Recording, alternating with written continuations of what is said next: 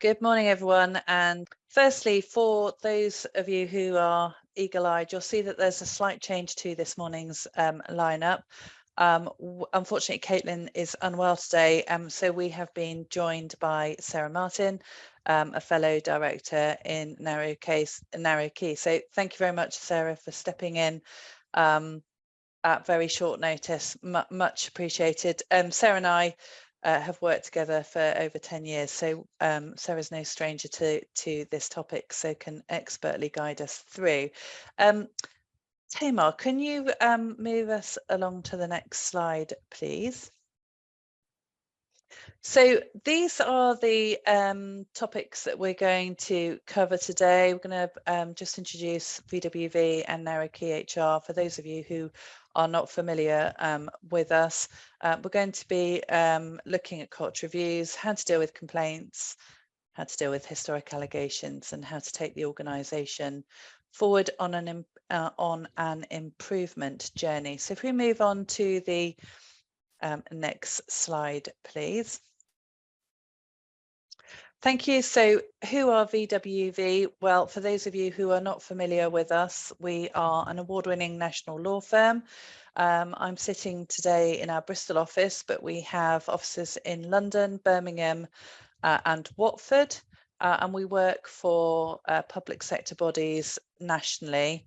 And the firm has been working with and supporting the public sector for well over 30 years. And we have been working with fire and rescue services and other blue light services for over 20 years. And for my part, I have been advising and working with fire and police for over 20 years. So some of the issues that we're dealing with today and looking at are issues that are fairly familiar with me, but let me just pass you over to Sarah, who's going to tell you a little bit about NQHR. Can we have the next slide? Thank you, Tamar. Thank you, Alison. Good morning, everybody. My name's Sarah Martin. As Alison said, I'm one of the directors of Narrow Key HR, which is an HR consultancy that has been going for about six years now. We are a subsidiary of VWV, and prior to setting up the HR consultancy, myself and my colleague Caitlin, who are the directors, worked in the employment team for many years.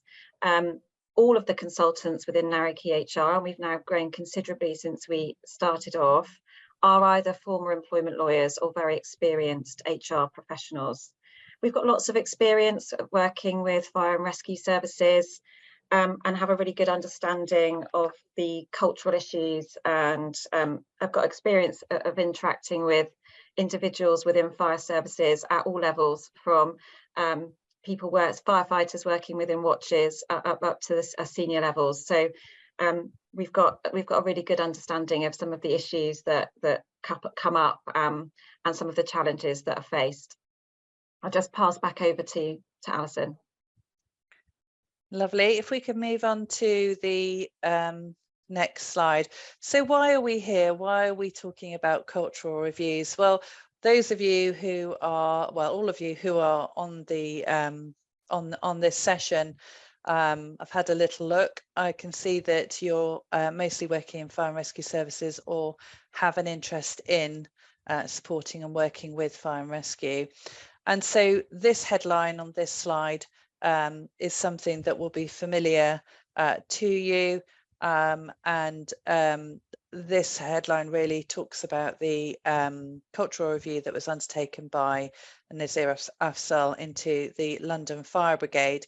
And just to give you a bit of a headline on his findings, he said, my review found evidence that supports the finding that London Fire Brigade is institutionally misogynist and racist. We found dangerous levels of ingrained prejudice against women, and the barriers faced by people of colour spoke for themselves.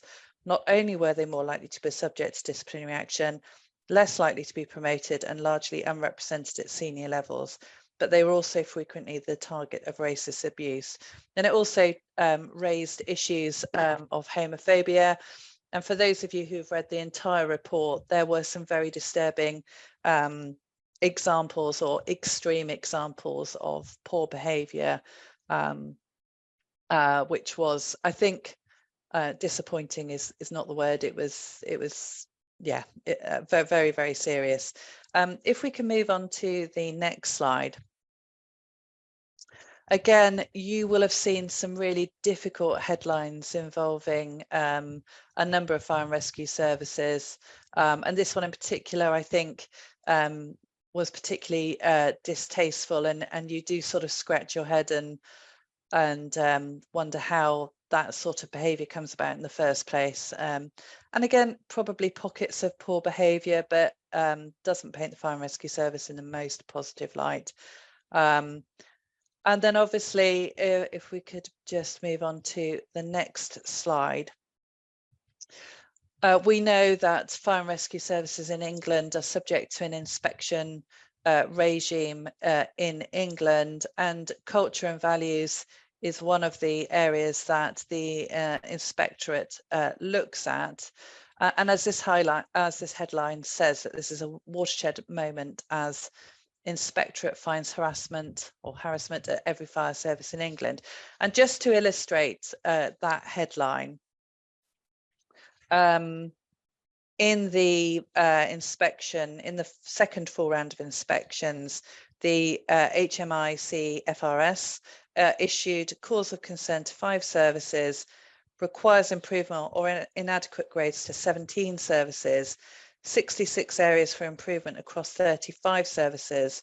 And then in terms of fairness and diversity, they issued causes of concern to 5 services, improvement or inadequate grades to 26, excuse me, and 72 areas for improvement across 32 services. So you can see fairly simply, just in relation to that second round of inspections, that there are some real issues that fire and rescue services need to tackle in order to deal with these concerns raised around behaviour, equality, and all of those sorts of issues. And earlier this year, we became aware through working with clients that HMICFRS, I'm just going to call it HMI because it's a bit of a mouthful, but the inspectorate asked every service to provide information about allegations of gross misconduct that were currently at that point under investigation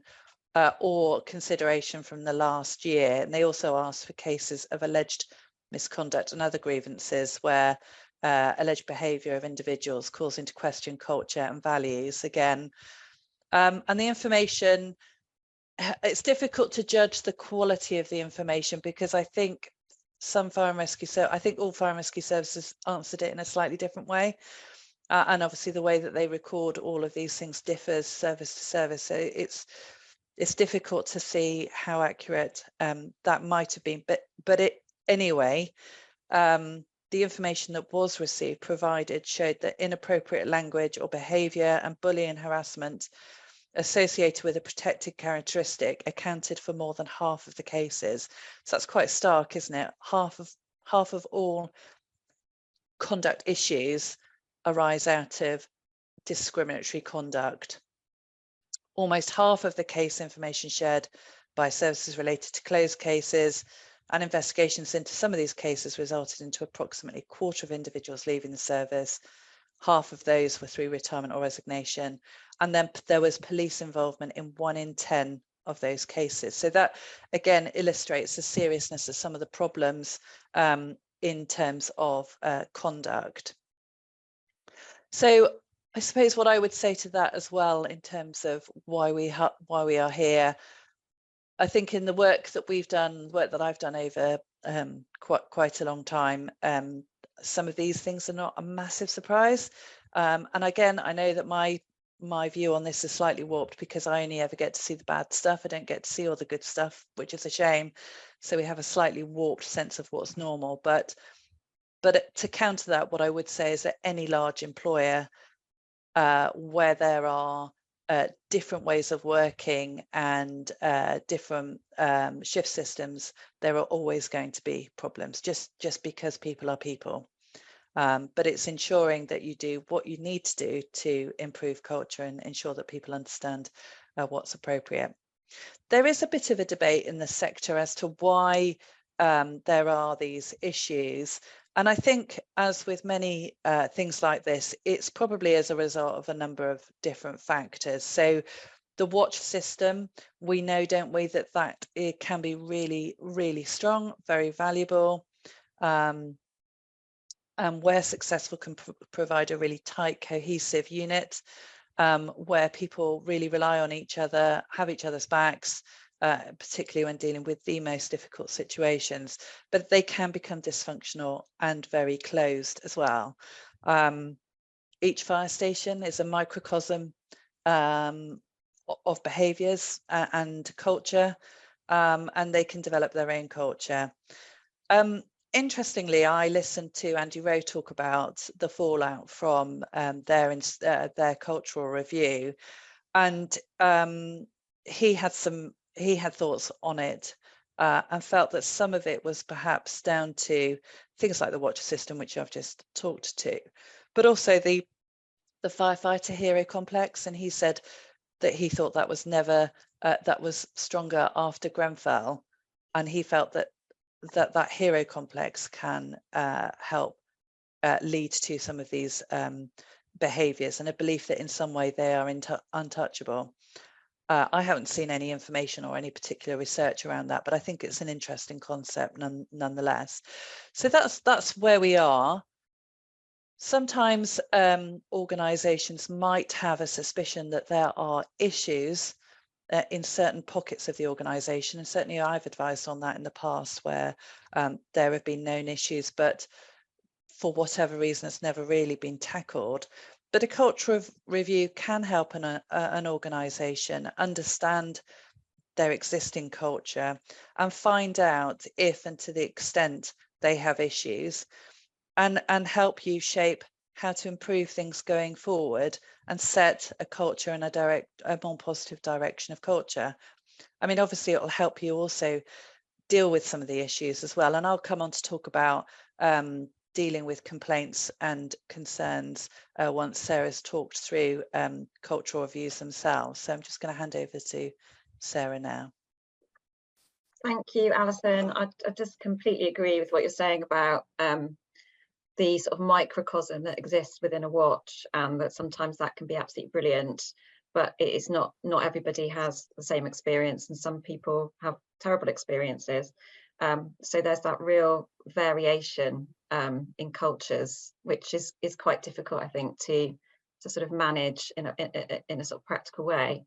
But let's talk a little bit now about cultural reviews. If we could move on to the next slide, please. Oh, before we do so, let's start with a poll. And the question we'd like you to answer is, have you undertaken a cultural review in the last 5 years?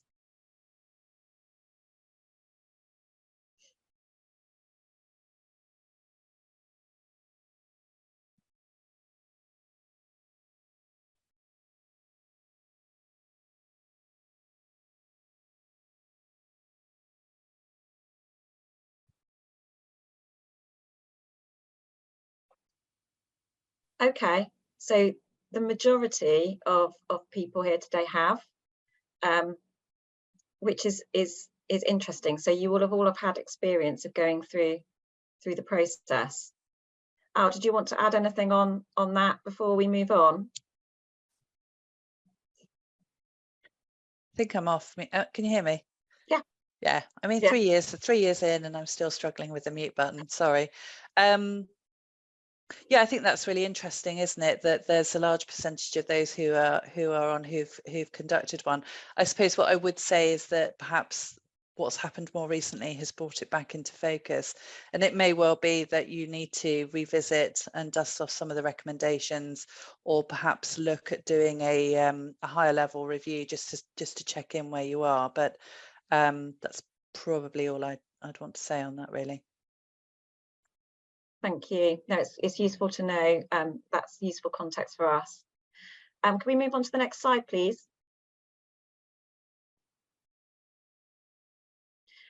Okay, so I'm going to get into a bit more of the detail of what might prompt you to do one and what it might look like in practice. I suppose a good place to start is thinking about what you're looking to achieve in terms of doing a cultural review in the first place. What you'll get is insights into your current culture, a real deep dive into what's going on and what the culture looks like within the service. And having that piece of work in front of you in a sort of clearly set out way will allow you to make really informed decisions on things that you may need to address and look at. It will mean that you are able to make some targeted interventions where you need to with that knowledge in hand. And crucially, it will allow you hopefully to get aligned in terms of your culture and your strategic objectives, so you haven't got a disconnect between those two things. What might be the catalyst though, because everything's always prompted by something, it might be complaints from service users, not necessarily in terms of volume, but it could be an upturn in volume. It might be some themes that you've noticed coming out of some of those complaints in terms of experiences people have had and behaviours people have encountered. It could be off the back of an inspection that might have identified people as an area that requires improvement and you want to do some more work around that. Similarly to complaints from service users, it might be concerns raised by staff, both formally, informally, and again, in terms of some of the themes that are coming out of those complaints, which is giving rise to a sort of, oh, okay, this is a concern, and we feel like we need to sort of, aside from individual incidents, have more of a deeper look at this. Or it might be more sort of proactive than that. It might be that the current climate has prompted you to reflect and think, right, we want to get ahead of this. We want to undertake a culture review as a sort of to see what's happening within our service and see whether, you know, we can identify particular areas of strength and really great practice, and also identify areas where we might have some concern. Or of course, and probably in reality, more of a combination of the above. Can we move on to the next slide, please? It's really important to get a really good, solid terms of reference in place before you embark on a cultural review. We find that sometimes in some of the projects we do, it can be a bit overlooked. There's very much a desire to get on with it and start the work, but actually putting in place a terms of reference is such an important step in that process, because it's about taking something that can feel quite overwhelming and drilling it down into what the practical steps are going to look like. You know, the roadmap for how we're actually going to do this piece of work. So you'll want to set out what the objectives are, what you're hoping to achieve, what will we do. Okay, well, in terms, taking an example of the London Fire Brigade and what their objectives were and how they sort of set about doing that, they were saying, okay, well, we want to assess the existing culture at the Fire Brigade. We want to see to what extent the brigade and employees have created a culture free from discrimination, unfairness, and inequality. Okay, well, what else? Well, what else we'd like to do is we want to identify those areas of improvement. We want to celebrate areas of strength. And crucially, we want to produce a report which sets this all out in a format that's easy to understand and provide some recommendations about how we can move forward and really focused in on those areas that would benefit from improvement. So the terms of reference should set that out, talk about how that will be done in practical terms, and cover some important issues like confidentiality, and I'll come on to the latter two in terms of methodology and confidentiality in the next couple of slides. I think it's useful to define what you mean by culture within that document, so you've all got a clear understanding of what you mean. the London Fire Brigade used a definition by Edgar Shines. What is culture? It's shared learning experiences that lead in turn to shared, taken for granted, basic assumptions held by members of the group or organisation. It's the organisation's DNA. Can we move on to the next slide, please? So looking a little bit more into the sort of various stages of the process. The first stage really is introducing the concept to employees, because ultimately you want engagement in this. And how are you going to make individuals buy into the process and participate? Because you may well come up with resistance and differing objections. For example, it won't make any difference. Why should I? It will come back to bite me. I don't want everyone seeing or knowing that I'm involved. Or it's not impartial, it's just a management sort of tick box exercise. And so it's about preempting those sorts of potentially negative views and finding a way to sort of position and communicate it that's important. So in terms of that, I would say do it as early as you can. Provide reassurances around the independence of the process. Think about who provides the messaging, who's the best person to communicate with individuals about what's happening. Give the message that it's the people who determine the strengths of the service, and without input, little can really change. Provide reassurances around confidentiality, as we find this is something that's often an area of concern. So, tell people they won't be personally identified, that what they tell you will be confidential. There are limited exceptions to that. For example, legal disclosure. We won't go into the detail of those today, but I think it's important to understand that, or to be upfront about the sort of limited reasons that confidentiality may need to be considered in a bit more detail, or where other obligations, legal obligations, might come into play. Tell people how interviews will be conducted. Will it be remotely? Will it be in person? If it's going to be in person, that it's going to be in a private space where somebody's not going to be interrupted. And remind people that it's voluntary. They won't be compelled to take part in it if they don't want to. So the other bits on that slide, I'm going to talk about in a little bit more detail now. So can we move on to the next slide, please? So part of the review is going to be looking at documents. So an analysis and a review of documents that exist within the service. So for example, what might that be? It might be existing policies and procedures that relate to bullying, grievances, dignity at work, complaints. Are they up to date? Do they comply with best practice? Is anything missing?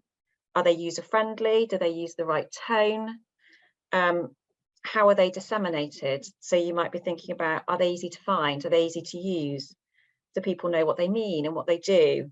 Has there been training around them? Are people encouraged to use them without fear, crucially? And that will feed into some of the exploratory work you do around speaking to people as well. Thinking about how previous cases have been dealt with. So a review of some historic cases that the service has dealt with. So looking at outcomes, procedural fairness, who did the investigation, what's their background, who made the decision, what background and training do they have?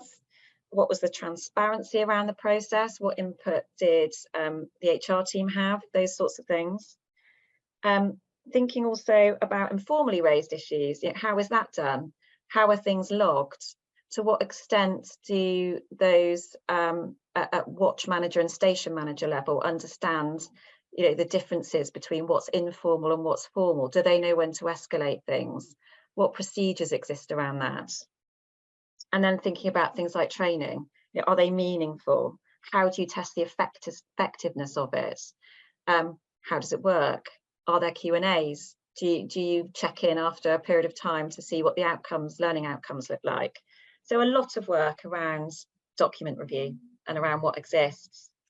And then moving on it's around, if we can move on to the next slide, please. It's going to be around exploring experiences. And I think one of the things that struck me when I was going through the London Fire Brigade report is the peppering throughout it with quotes. And I think that really brings experiences to life, because there's nothing quite like hearing it in that person's words in terms of how they're feeling at that time. And I think that sort of detail resonates. So that individual experience and experiences is a really powerful thing to be able to capture. How are you going to do that? Surveys, reviewing the data from those surveys, focus groups to allow for discussion. It's really important they're representative of individuals throughout the service. Interviews with key individuals and a spread of individuals. Involvement of key stakeholders such as the FBU and other unions, and go and observe on a station. You know, both Alison and I have talked about how they are microcosms, and they all operate of themselves, and getting that kind of experience of being at the station and observing what's going on, I think is an important part of being able to understand and think about the culture. Consider confidential sharing of information. What do I mean by that? What I mean by that is something might come out during the course of a review that causes concern. For example, if something comes out that might mean you want to launch a disciplinary investigation, how do you deal with that in the context of setting up the sort of confidentiality provisions that you've put in place at the outset? I think what I would say is it's all about communications with the individuals involved, giving some real thought to whether they're happy for you to share or be more kind of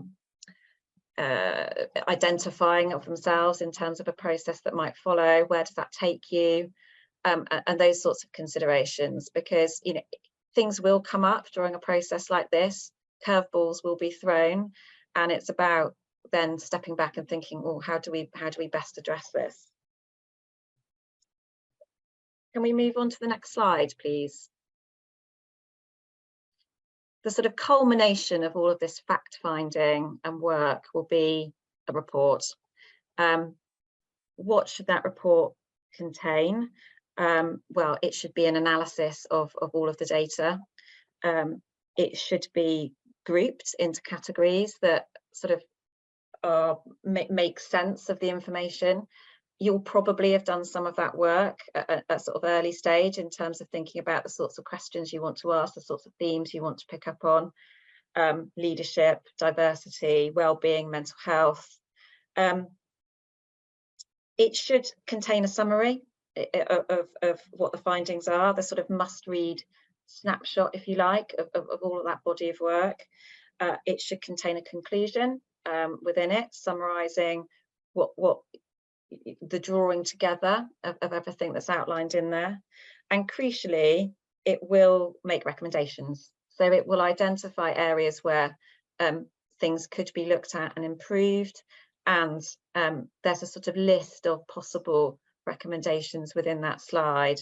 So it might be around the ways staff can raise concerns. It might be in respect of policies and procedures.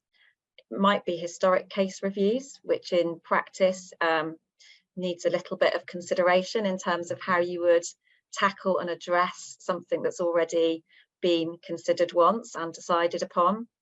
It might be around leadership approaches. So, for example, if it's felt that there's a disconnect between leadership and operational staff, and that could be looked at. It might be around new values, and there's a piece of work that flows from that in terms of looking at, okay, let's think about our values and let's think about, you know, what we want them to look like going forward. Or it might be around training. So there's lots of things that could come out of a review in terms of recommendations.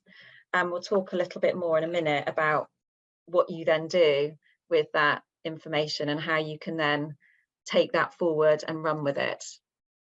I'm going to hand back over to Alison now, who's going to talk about complaints. Thanks, Sarah. Just to add to what Sarah was just saying, I think what struck me, or what's often strikes me, is that if as an organisation you're going to undertake a cultural review, I can't stress how important it is that the leadership team really genuinely buy into that and understand that there will be recommendations that come out of it, and that the senior leadership team really need to own those and work with their staff to promote those and deal with those recommendations.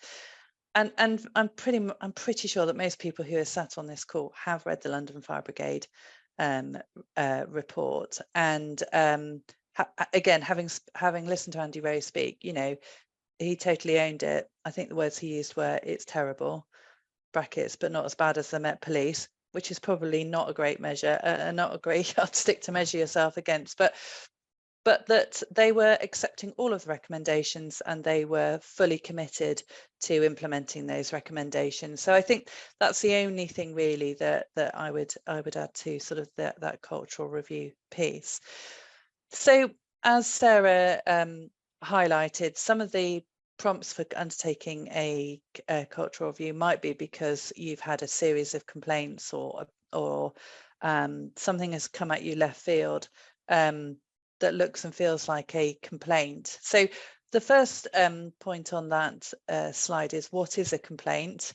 Well, if it quacks like a complaint and walks like a complaint, it is a complaint.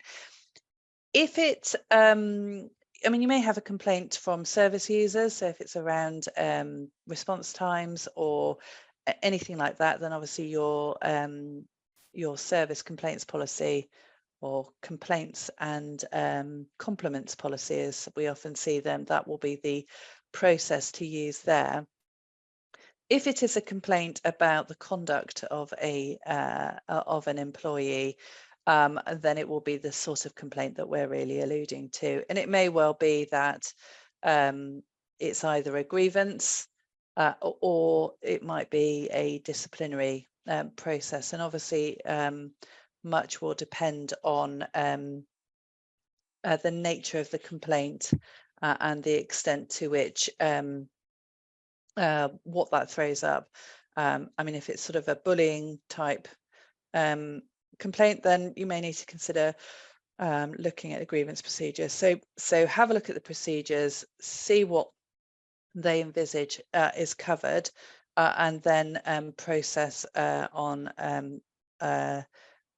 that bent. What we often get is situations where an individual says, "I've got a problem with X," or "I've seen behaviours at such and such fire station, which I'm worried about, which I'm concerned about, because they are inappropriate, etc., etc., followed by, but I don't want them to make this official." So what do you do with those sorts of situations? And again, Sarah sort of talked to that as part of the cultural review. And though, they are difficult, and depending on what sorts of issues are raised, it may well be that you can still deal with them without including that individual. So, look at it on a case-by-case basis. I had one quite recently where somebody said, I'm leaving the organisation, but by the way, you should know that there is a culture of misogyny and homophobia within that team, and you need to look at it. And to be fair, they said, absolutely, that is unacceptable. We'll look at that as part of an overall review of the culture of that particular team.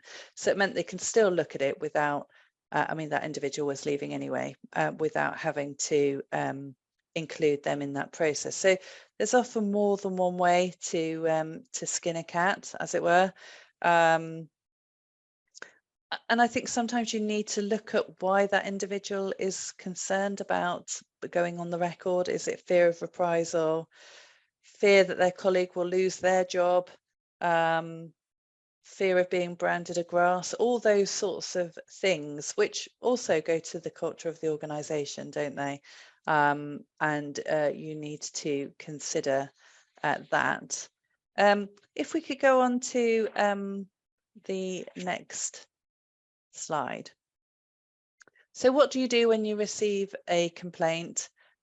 Do we automatically suspend the employee? The answer to that is not necessarily.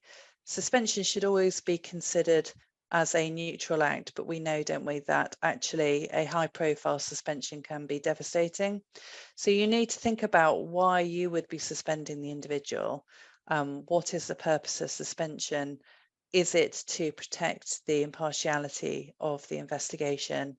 Is it to ensure that that individual doesn't try and in some way prejudice the investigation? It may well be that you can do something else which is not suspension but achieves the same objective. So move them to a different team, move them to a different department, put them on a project. There's, again, lots of different ways that you can achieve that. Again, is there a pattern of behaviour? Is it consistent with other issues that you know about but haven't necessarily dealt with in a particular area of the organisation? Again, all these sorts of things look to the culture of the organisation. So some issues that you may find come about could be as a result of individuals making public their concerns about the organisation. So there's been lots of discussions that have ended up in the press around, you know, why is it that somebody who's been convicted of a particular criminal offence is still allowed to maintain their role or stay in employment? Why weren't they sacked? Why weren't they dealt with? All of those sorts of questions. And as Sarah said in her piece on the cultural view, it's possible that there will have been issues which were investigated at the time and dealt with, and potentially a disciplinary sanction. And perhaps with a different pair of eyes on a situation, perhaps a different outcome may have been reached. So can you go back and look at disciplinary cases that have been decided? And they are difficult. And this very issue was considered in a case that went to the Court of Appeal involving Baby P and Haringey Council. And in that case, 2 social workers were, after the death of Baby P, were disciplined. And at the time, it was found that they hadn't done certain administrative tasks associated with the care of the child. And so it's felt that it was appropriate to go through a shortened disciplinary process, which culminated in a written warning. After an external review of the case and the criminal conviction of the parents, I think mother and stepfather, it was found actually that their involvement was, or their culpability or their conduct in this situation was more serious. And so Haringey Council reopened the disciplinary process, and they reached a decision that what they had done amounted to gross misconduct, and they were dismissed. Unsurprisingly, the individuals brought employment tribunal claims, and they said that the dismissal was unfair because essentially the employer was having a second go at it. And the tribunal, the Court of Appeal, when they looked at it, said, well, actually, looking at what happened here, the conduct complained of did fall within the reasonable range of responses, which is the test for unfair dismissal. And therefore the dismissal is fair. And they looked at, in arriving at this decision, they looked at some of the points of appeal that the individuals made, particularly around abuse of process and the legal doctrine of res judicata.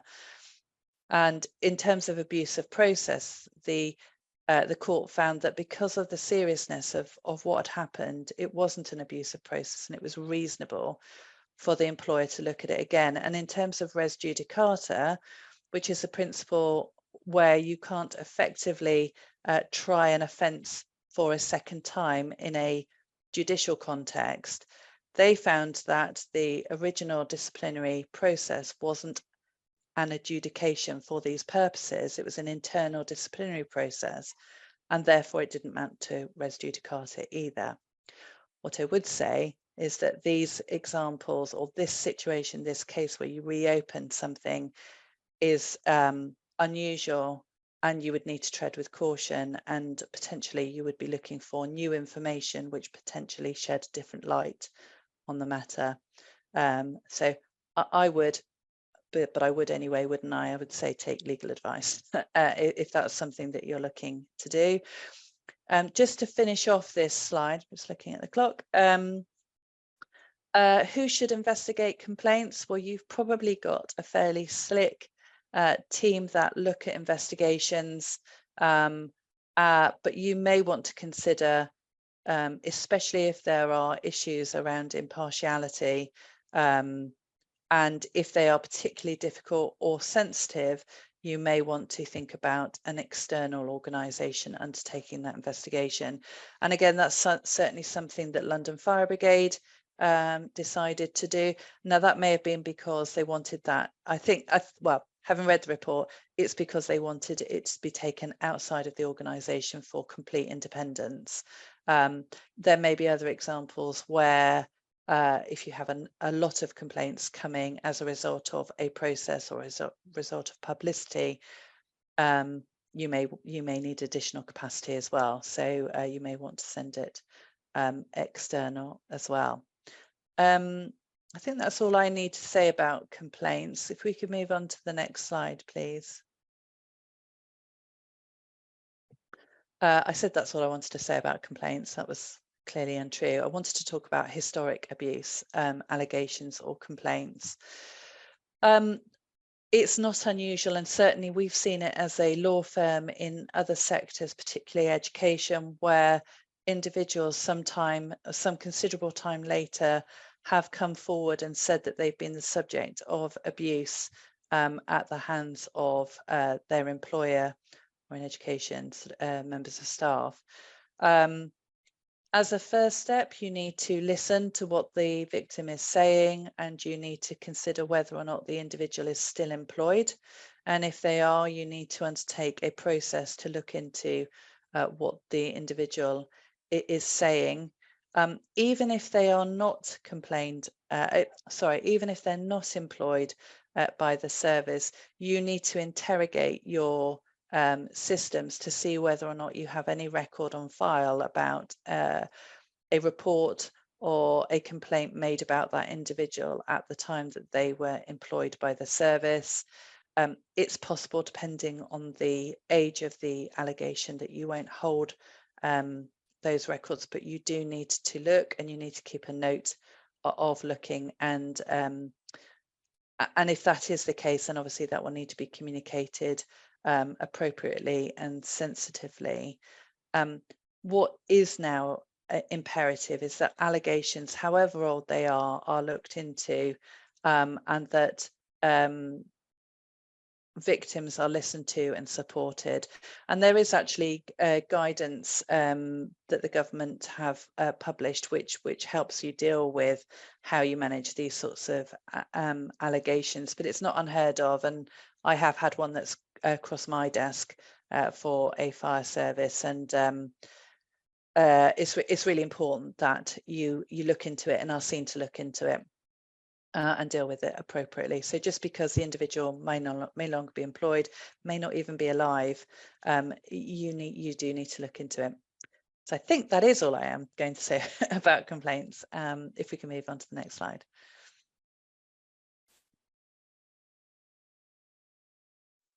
I think Sarah's going to cover the first bit of this.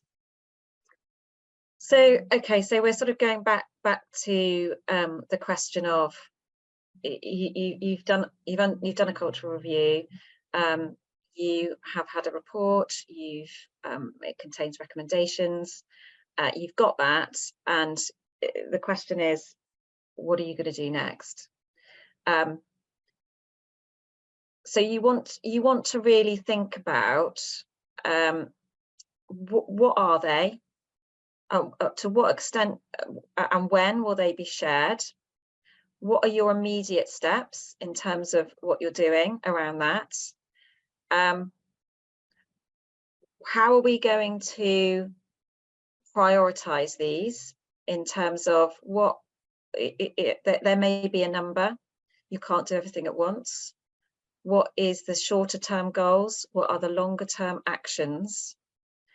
And who's going to oversee it? Yeah, and I was just going to add to that, Sarah, in terms of who oversees this, you need a very clear sponsor for taking this forward. And it's likely that you will need to report actions and progress to the relevant committee for your authority, if you're an authority based fire and rescue service. So there will need to be an individual who leads on this, and obviously have a team under him or her supporting them in that piece of work. The other thing that you will need to get in front of is the messaging. So what is the message that you as a service are going to be highlighting after the review? And it might be that you need some support in putting that messaging together through an external agency or otherwise. I think one of the good things that London Fire Brigade did was say, you know, we accept all the recommendations. This is not great, but we are determined to make this a better place to work. And I think that's a really strong message to take the organisation forward. The other bit to this will be some of the downsides in terms of how do you take your staff forward. I've certainly seen in clients pockets of organisations where they say, I just don't recognise this. I'm fine. I'm fine with the culture of the organisation. Nothing to see here.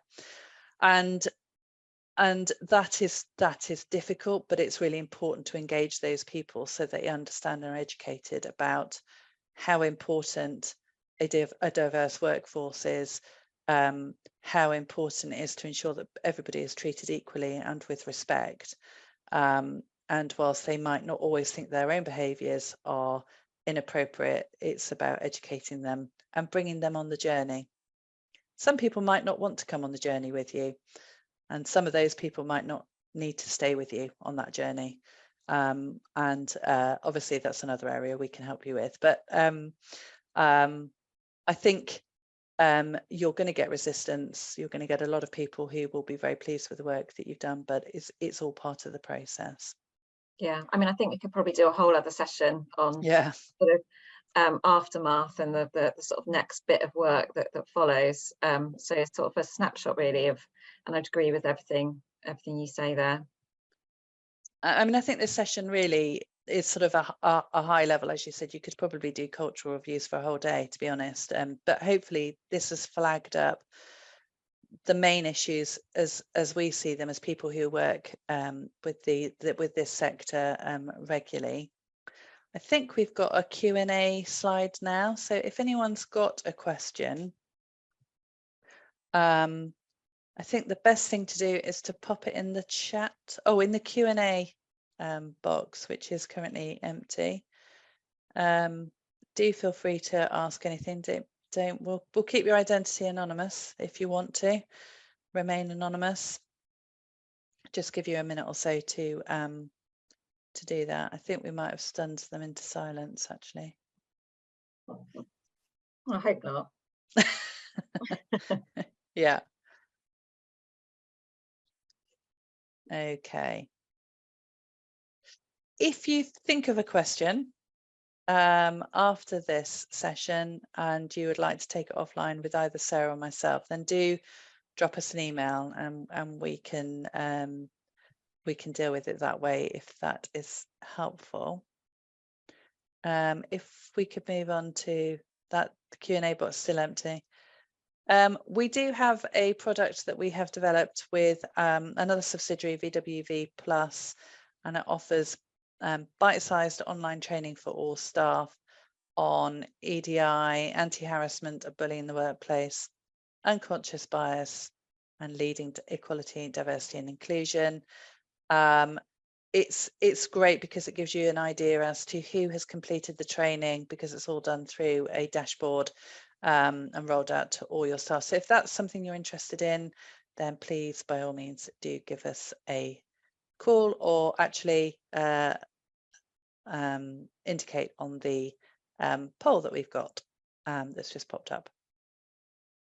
Just give you a moment to do that.